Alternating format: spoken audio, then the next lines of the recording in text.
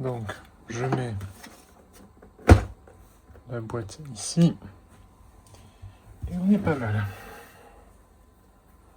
Allez, 3, 2. Salut YouTube! Aujourd'hui, deuxième sortie de la vague de juin 2026. Lego Speed Champions, bloc 43. En fait, c'est la Onigan. 9 ans et plus, contrairement donc à la... Ah, pétard. À la Supra qui était 10 ans et plus. Là, on est à 9 ans et plus, donc on va dire un âge plus classique, plus standard. Référence 77-262, Ken Blocks 1965 Ford Mustang Unicorn RTR V1. Ça c'est, vas-y, ça c'est du. Hein. Il manque une ligne. 345 pièces, donc Ford. Même c'est vrai que la Mustang ressemble plus vraiment à une Mustang, mais bon, on a la ligne générale. Donc on a la bagnole en action, la fumée, puisque c'est une bagnole de drift. Avec un petit pont, en gros c'est les égouts, ouais c'est les égouts, ouais c'est les canalisations de Los Angeles, a priori. Sur le haut, la voiture de profil, et comme toujours, le pneu complet avec la jante. Je sais pas si on l'a pas déjà eu ce truc là, ça me parle. Sur une Ford aussi, hein. Je sais pas s'ils ont pas, c'est pas un moule de la Ford GT je crois. À vérifier, faudra que je regarde cette histoire là. Donc toujours Lego Speed Champion 77-262. Ici, à part le nom du set et la note pour la Lego Builder App, il n'y a rien de spécial. Dessous, là, par contre, on va avoir plus de choses, donc tous les warnings habituels. Bien sûr, pas en dessous de 3 ans, sauf si votre gamin est HPI. Là, vous pouvez y aller. Onigan and Unicorn are registered trademarks of the Wheel Pro 2026. Le 43 Skull Logo et Ken Block are trademarks of KPB Trust and are used with permission from KPB Trust and its partnership with Building the Blocks. Ok. RTR, trademarks are design. Eh ben dis donc, il y en a un paquet. Ford Motor Company. Avec tout ça. Ok. Et au dos. Donc, toujours pareil, voiture de 3 quarts d'eau, Ken Block. Décidément, dans cette vague, c'est les voitures des pilotes morts. La voiture en vrai, en action, essentiellement ce qu'on a en façade, mais là c'est avec la vraie. Et on a bien sûr un gros plan sur le frein à main manuel, hydraulique, pour déraper. Bon, allez, on s'ouvre ça.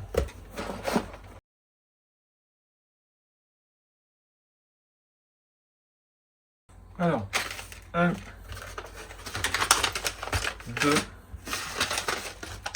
3, 4, 5 et un sachet additionnel. On verra ce qu'il y a dedans après. Le châssis, la planche de sticker. Alors là cette fois-ci, hop, je vous mets comme ça. Elle est quand même assez conséquente. Voilà. Pour moi, elle est 2 fois plus grosse. Après, elle est bien espacée quand même. Hein. Il y a du jour un peu partout.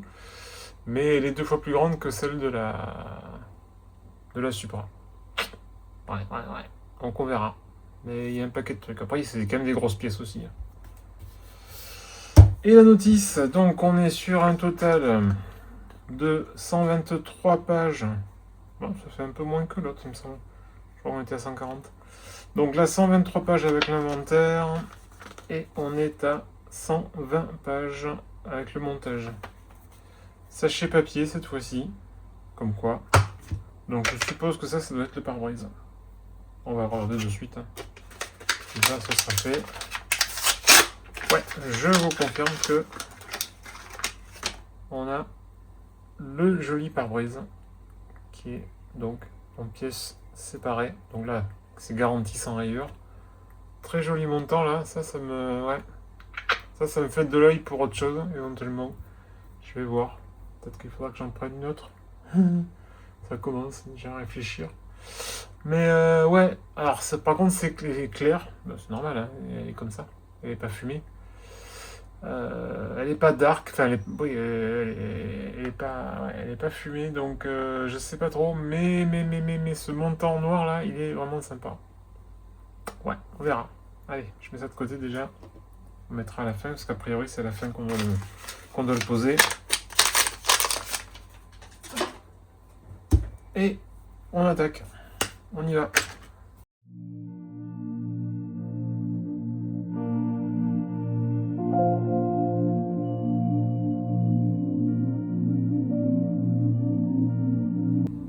Alors je m'arrête de suite, parce que déjà, on a 2 têtes. C'est assez original, je vais vous les mettre là. Non, tiens, là, ce sera plus par là. On aurait pu avoir une double impression. Mais non, non, on a 2... Voilà, c'est pour ça que je vous précise. Hein. On a 2 impressions, mais on a sur 2 têtes séparées. Ma foi, original. Donc tu choisis lequel tu veux. Avec les lunettes, oh, non. Je crois qu'on peut en faire ce qu'on veut. Hein. Hop. Hop.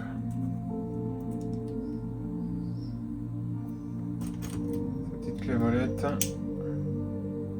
Donc voici Ken Block. Paix à son âme. Je le pose là-haut. Hop. Je mets sa tête, deuxième tête là-bas, et il a un foulard. Puisqu'on a possibilité de le mettre avec un foulard. Ah, il y a un autre casque aussi. Alors bougez pas, on va se faire l'autre. Puisqu'on y est. Parce qu'il y a des accessoires en plus. Donc, j'enlève sa casquette et sa tête standard. Je mets le foulard. Je mets sa tête avec les lunettes. Et son casque. Voilà, je vous l'amène. C'est cool aussi. Je préfère la version, on va dire, civile, entre guillemets. Mais la version pilote avec les lunettes de soleil, le casque spécifique, là, c'est vraiment cool aussi. Voilà, voilà. Allez, cette fois-ci, on est bon. Je vais le laisser comme ça pour l'instant. Je mets sa casquette et sa tête de côté. Et on y va.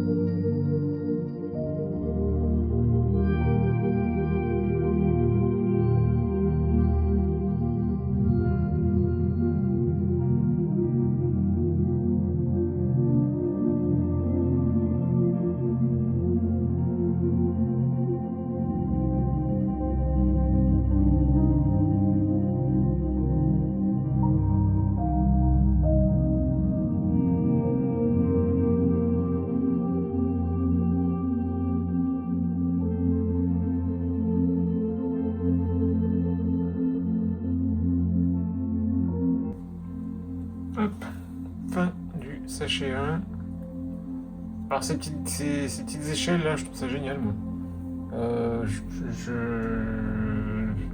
Je sais que dans la déneigeuse, je crois qu'il y en a 2 aussi qui sont en noir. Il faut absolument que je la prenne. Ces pièces-là sont... Je sais pas ce que j'en ferai, mais je trouve bien. On a déjà le frein à main qui est en place. L'extracteur qui est cool aussi, qui est bien foutu. Enfin, ça c'est du classique quand même. On n'a pas fait grand chose, mais on a déjà fini à sécher.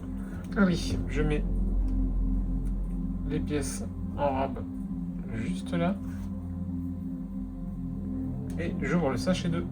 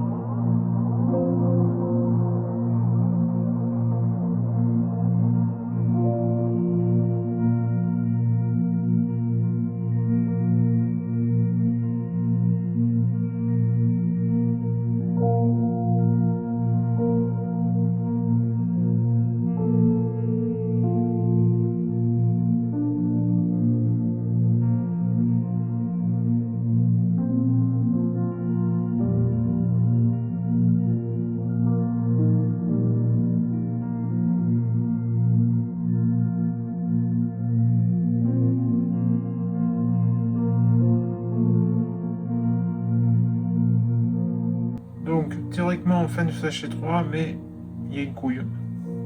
Puisque j'ai ça qui traîne. Et que j'ai dû oublier quelque part, mais que je ne sais pas encore où. Si, ça y est, c'est bon. C'est rapide. Ça va.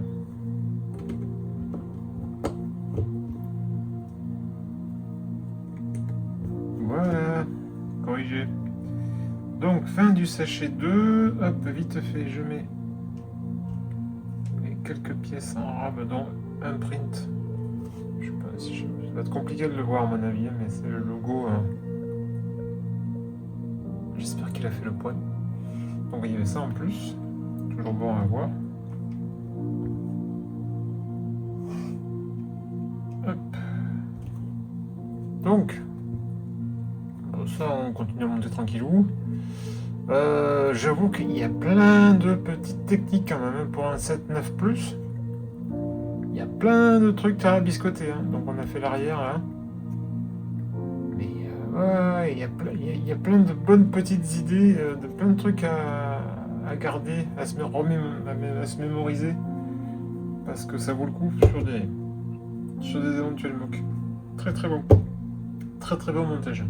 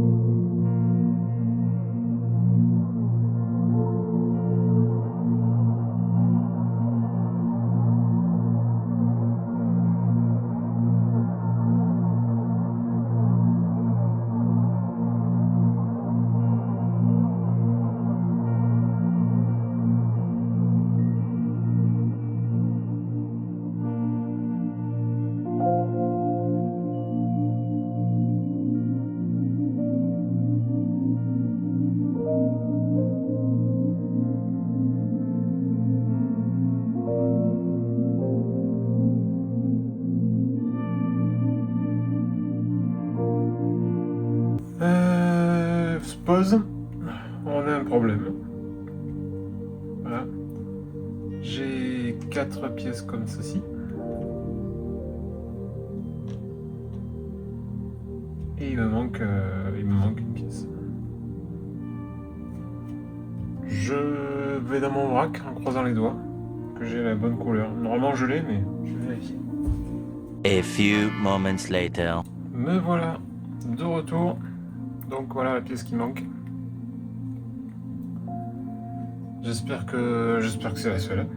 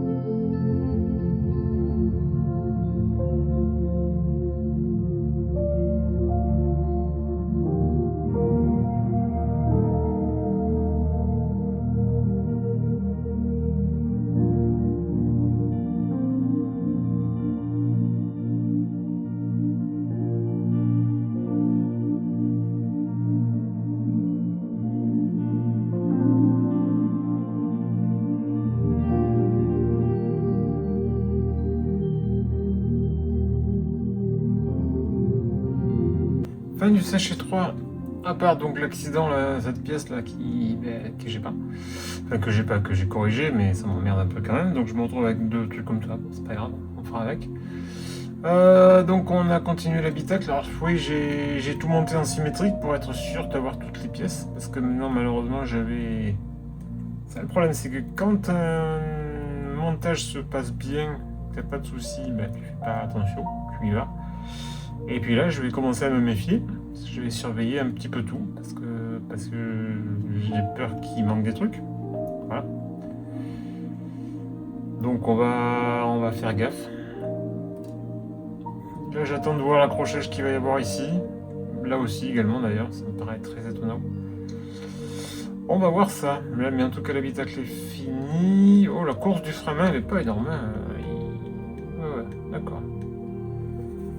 Bon, bien sûr, forcément, il y a des stickers partout, mais vous savez que les stickers, je les pose à la fin et qu'on les voit poser pour la conclusion.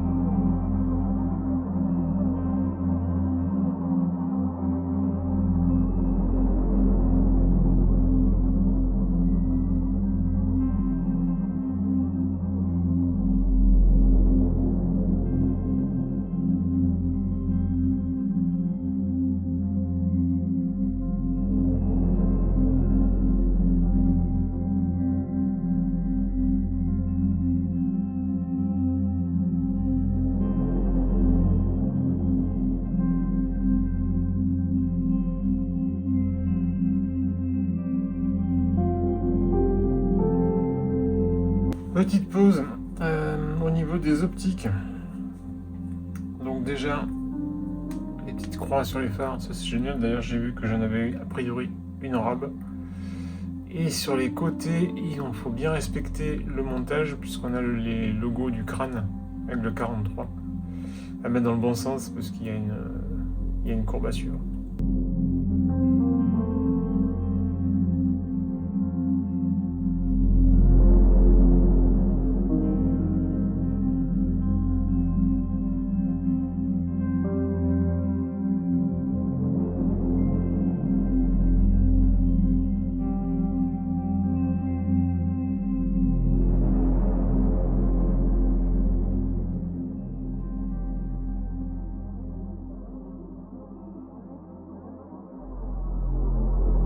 J'allais vous dire sachet 4 terminé, mais on est loin du compte, puisque j'ai fait de la merde encore une fois. Là je suis en train de voir que j'ai des logos en plus, ça c'est cool. Mais c'est pas ça le problème, c'est que d'un coup je vois ces 4 crochets dorés là, je fais alors ils vont où? Bah ils vont là, dans le fond.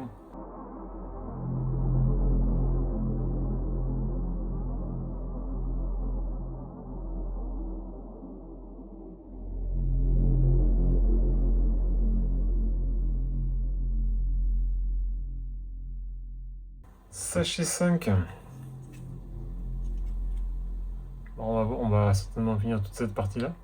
Et puis la fin du capot, puisqu'il manque un petit bout de capot. Ça, c'est étonnant qu'on finisse un sachet sans aller au bout.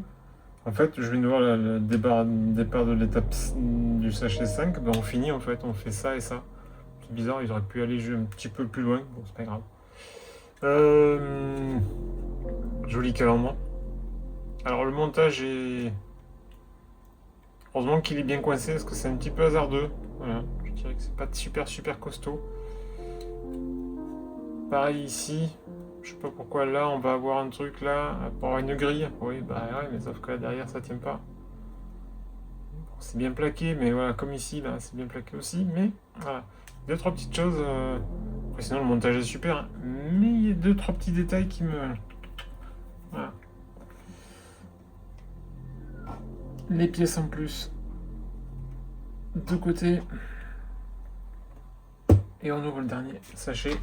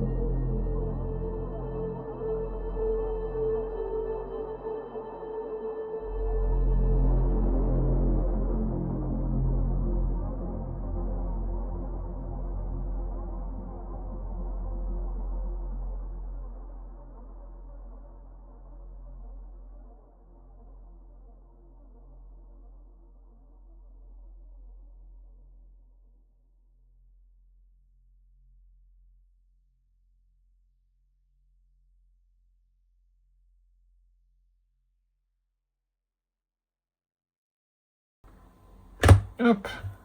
Donc voici la Hoonigan terminée. On va aller à la conclusion, mais sans vous spoiler trop le truc, c'est pas mal du tout. Allez, conclusion. Alors, cette Mustang Unicorn, qu'est-ce qu'on en pense? Qu'est-ce que j'en pense? Après, vous ferez votre idée.